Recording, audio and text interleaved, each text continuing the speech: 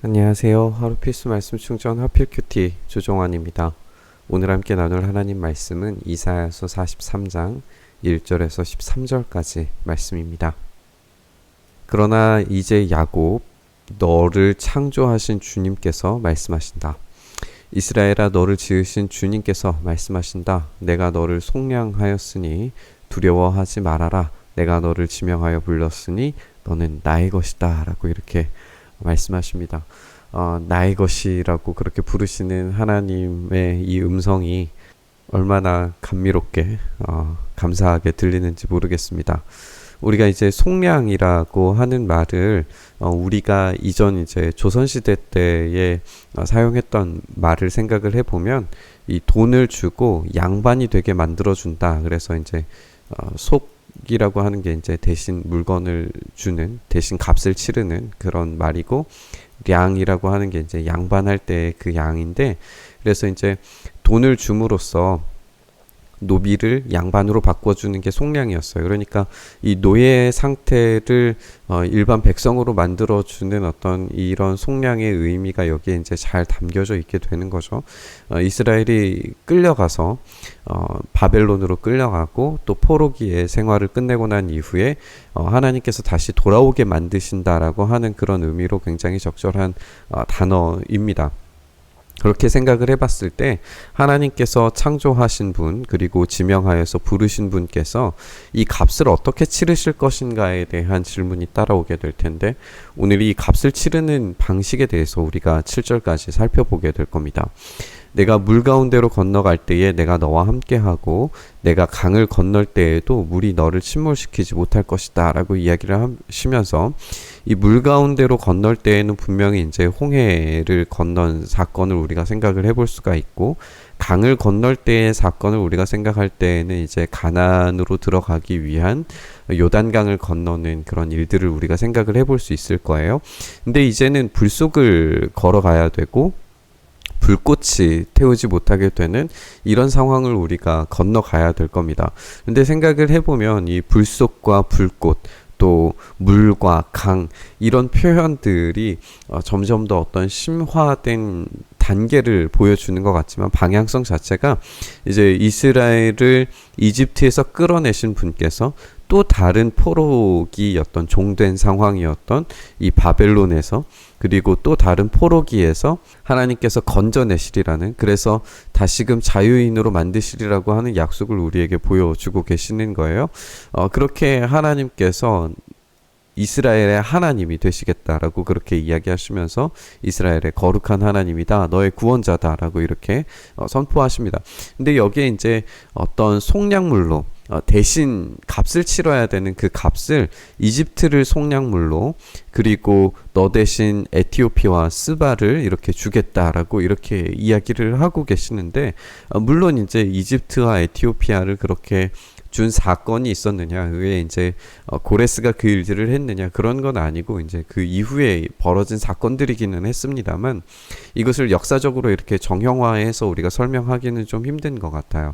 어쨌든 하나님께서 이집트든지 에티오피아든지 스바든지 그 모든 것들을 값으로 치르실 만큼 그만큼의 능력과 그만큼의 지금 각오가 있으신 거죠. 어떻게 해서든지 너에게 무엇을 주든지 너를 사고야 말리라, 다시 구원하고야 말리라라고 하는 그런 각오를 우리에게 보여주신다라고 그렇게 묵상하는 게 좋을 것 같아요.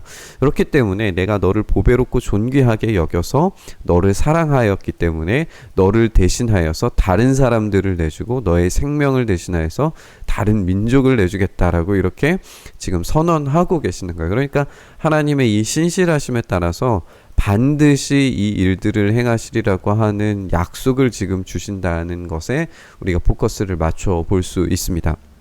그러나 또 한편으로 생각을 해보면 이 사건이 어디에서 이제 완성되었는지를 우리가 생각을 할 수 있죠.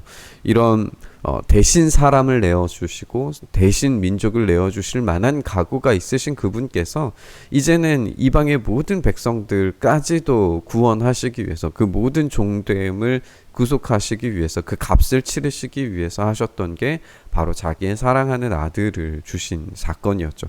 그것이 일어나기 전까지 이 구약의 이사야서를 받아든 사람들은 기다려야 했습니다.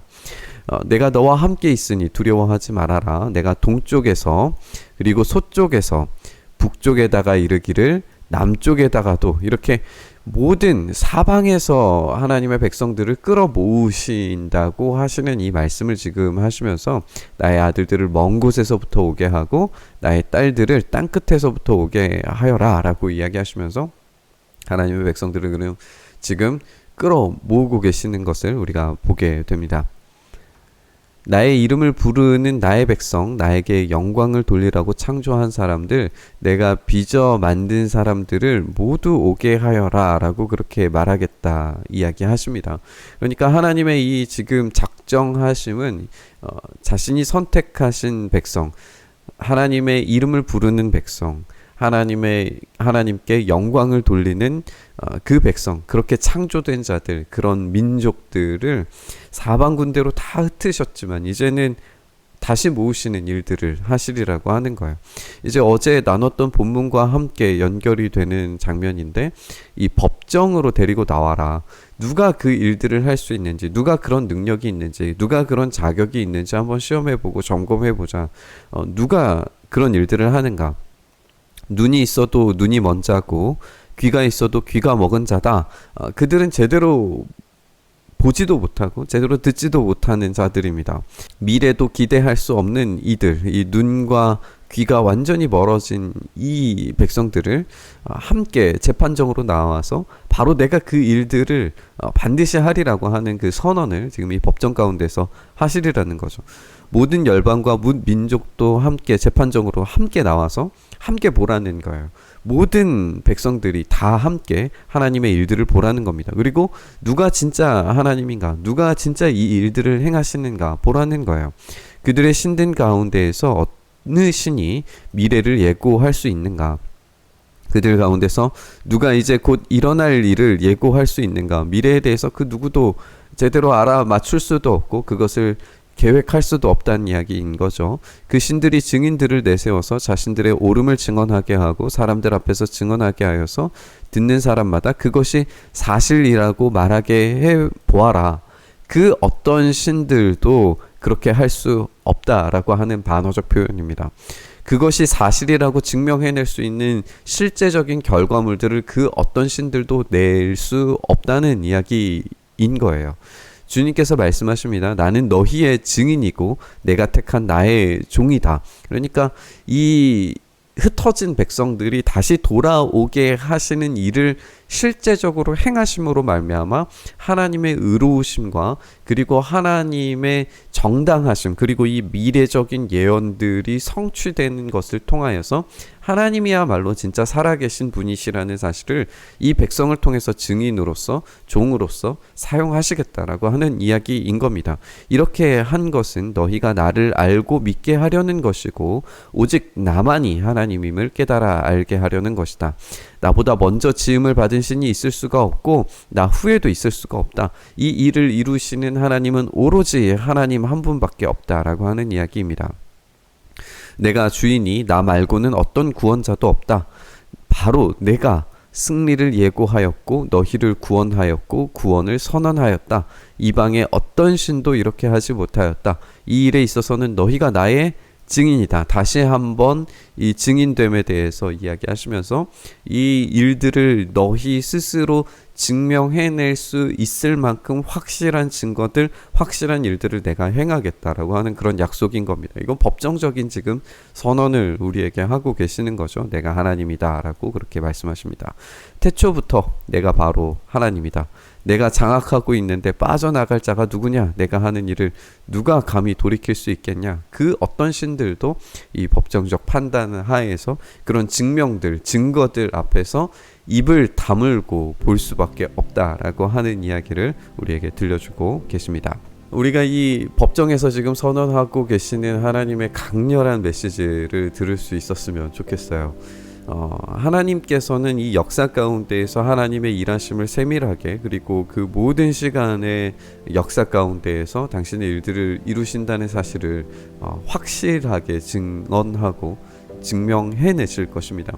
그리고 그것을 위하여서 우리를 위하여 어떤 값이라도 치르시겠다라고 그렇게 말씀하고 계셨고, 그 값을 치르심을 우리 예수 그리스도의 십자가 사건을 통해서 완벽하게, 완전하게 완성하셨다는 사실을 우리가 알고 있습니다. 우리가 이 말씀은 분명히 이제 구약의 말씀으로서 우리가 읽기 때문에 이것을 곧바로 이제 신약으로 연결하는 것이 우리에게는 자연스럽지만, 이 구약의 백성들에게, 예수님이 오시기 전에 있는 그런 사람들에게 이 증거를 대라고 하는 것은 굉장히 어려운 일이었을 거예요. 그럼에도 불구하고 신실하게 그 하나님을 찬양하기 위해, 그 하나님을 섬기기 위해 선택된 백성들이 어떻게 하나님 앞으로 오게 되었는가, 그들이 어떻게 예수 그리스도 앞에서 무너지고 다시금 교회를 세움으로 세계 교회가 세워지는 이 일들을 보게 되었는가를 생각해 볼 때, 우리 하나님의 역사가 쉬지 않고 지금까지도 계속되어 온다는 사실을 우리가 발견하게 됩니다. 저는 이 본문들의 말씀을 단지 신약의 완성에서 우리가 멈추는 것이 아니라 우리가 미래적인 사건, 반드시 하나님께서 우리 가운데 일하시리라고 하는 우리의 종된 상태와 우리의 포로된 상태가 어떤 애국과 어떤 바벨론의 포로 상태에서도 끌어내셨던 하나님이시라면, 로마의 압제뿐만 아니라 또 그 어떤 세속의 어떤 일들 가운데서도 구원해 내시리라고 하는 하나님의 약속을 붙드는 어떤 그런 장면으로 우리가 묵상해 봤으면 좋겠어요. 하나님의 일하심은 어떤 세상의 강력한 군주들과 강력한 통치 체제, 통치 수단으로 우리를 압제하려고 하더라도 하나님께서 선택하신 그 백성들을 절대 무너뜨릴 수 없다는 사실을 우리가 확실한 믿음과 증거로서 붙잡을 수 있다라고 그렇게 믿습니다. 그렇다면 우리는 미래적인 사건, 예수 그리스도께서 다시 오시는 그 순간에 대한 그 믿음을 가지고 있는 우리라면, 우리의 어떤 확실성, 이 믿음의 확실성, 그리고 재림에 대한 확실성, 그리고 우리의 구원에 대한 확실성을 우리가 강력하게 붙잡는다면, 우리에게 다시금 이 적절한 자신감들을 회복할 수 있어야 된다고 생각합니다. 이 세상에 어떤 방식으로 우리에게 다가온다 할지라도 하나님의 통치가 지금도 여전히 우리 가운데 있기 때문에 하나님 나라는 절대 무너지지 않는다는 그 믿음의 확신을 우리가 가진다면, 그 자신감을 가지고 이 복음의 확신을 가지고 반드시 우리를 구원하시리라고 하는 그 약속이 물과 불뿐만 아니라 그 어떤 어려움 가운데서도 우리를 끄집어내시리라고 하는 것을 우리가 기억하셨으면 좋겠습니다. 그렇게 이집트에서도 끌어내셨고, 바벨론 가운데 다니엘을 통해서 그 불꽃과 또 불을 통하여서도 건지셨던 하나님께서 우리 또한 그렇게 건지시리라는 믿음을 확실하게 붙잡을 수 있기를 소망합니다. 오늘 이 말씀 묵상하면서 하나님의 이 구원의 놀라운 손길, 예수 그리스도의 그 놀라운 속량하심을 묵상하면서 오늘 이 본문 앞으로 나아갔으면 좋겠습니다. 주님, 우리에게 그 적절한 자신감과 믿음의 확신을 다시 불러일으키셔서 주님께서 주시는 그 확신으로 말미암아 오늘을 승리함으로 살아갈 수 있도록 주님 붙드시고 인도하여 주시옵소서. 주님께서 그렇게 우리의 삶을 세밀하게 곳곳마다 시간마다 이끌어 가시고 인도해 가실 줄 믿고 의지하며 우리 주님 예수 그리스도의 이름으로 기도드리옵나이다. 아멘.